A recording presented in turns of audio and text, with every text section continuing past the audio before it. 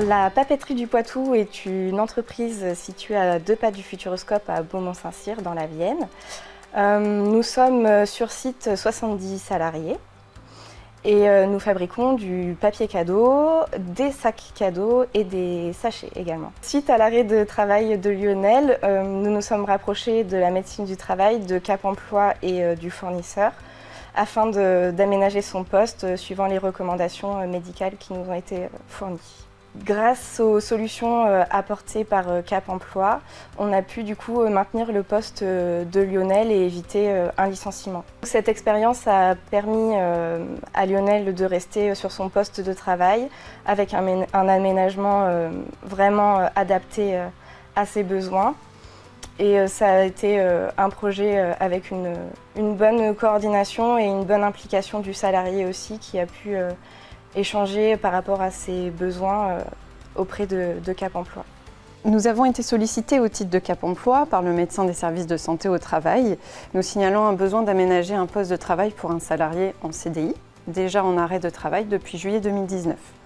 Nous avons pris contact dans un premier temps avec ce dernier pour évaluer sa difficulté et les contraintes liées à sa situation de handicap.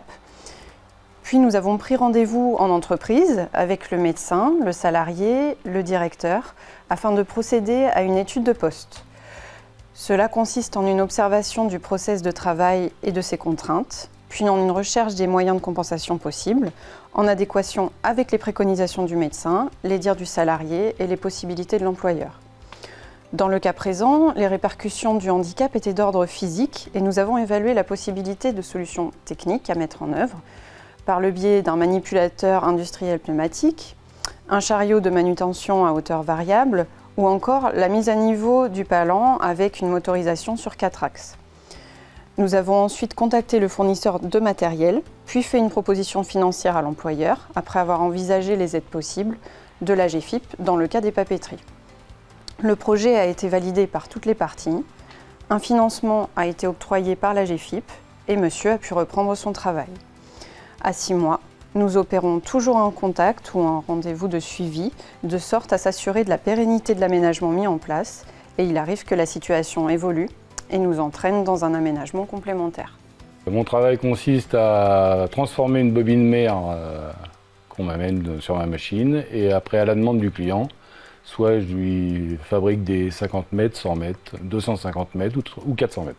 Alors mes difficultés de santé ont commencé il y a déjà quelques années par des lumbago, des sciatiques et après ça s'est détérioré et suite aux charges lourdes répétitives, mon dos a eu de plus en plus de douleurs et je me suis arrêté à peu près plus d'1 an et demi. Ouais. La gêne c'était surtout par rapport aux charges lourdes, tous les bobineaux à transader sur les palettes, les axes à mettre dans les bobines, parce que c'est à peu près 20 kg à chaque fois, donc plusieurs fois par jour.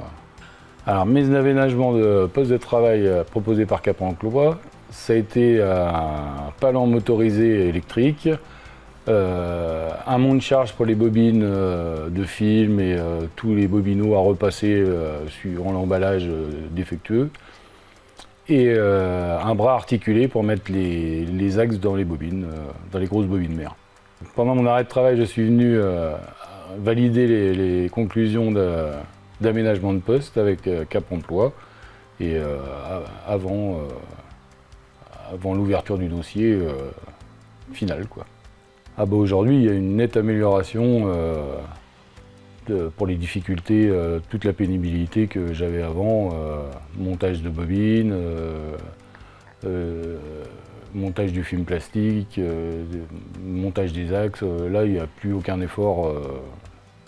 Non, là c'est vraiment très bien. Cette expérience est plutôt positive pour nous et surtout pour Lionel, parce qu'il a pu être impliqué du début à la fin du process. Il a pu valider avec Cap Emploi si les aménagements proposés étaient vraiment adéquats à sa maladie et à son poste. Il y a vraiment eu une bonne coordination entre tous les acteurs, donc l'employeur, la médecine du travail, Cap Emploi et puis le fournisseur.